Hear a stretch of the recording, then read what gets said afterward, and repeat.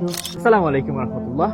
আল্লাহ সুবহানাহু ওয়া তাআলা এত পানি তৈরি করলেন, সমুদ্র তৈরি করলেন, মহাসাগর, সাগর, সবকিছু তৈরি করলেন, কিন্তু তিনি আপনার অনুতপ্ত হয়ে এক ফোঁটা চোখের পানিকে এত বেশি ভালোবাসেন, এত বেশি ভালোবাসেন যে আপনার অনুতপ্ত হয়ে এক ফোঁটা চোখের পানি আপনার জীবনের সমস্ত গুনাহকে মুছে দিতে সক্ষম, সমস্ত গুনাহকে শেষ করে দিতে সক্ষম।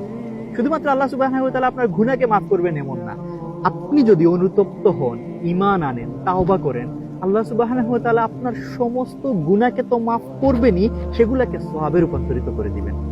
তাই আপনি যদি এখন সতর্ক না হন, এক সময় আপনি বুঝতে পারবেন। সেটা হয়তো বা আপনি মাটির উপরে থাকতে বুঝতে পারবেন, কিংবা মাটির নিচে গিয়ে বুঝতে পারবেন। যদি আপনি মাটির উপরে থাকতে বুঝতে পারেন, সেটা আপনার জন্য কল্যাণকর। কিন্তু মাটির নিচে গিয়ে যদি আপনি সেই বিষয়টা বুঝতে পারেন, তখন আপনি আর এই পৃথিবীতে ব্যাক আসতে পারবেন না। তাই এখনই তাওবা করুন, এখনই ঈমান আনুন এবং আপনার সমস্ত গুনাহকে সওয়াবে পরিবর্তন করুন।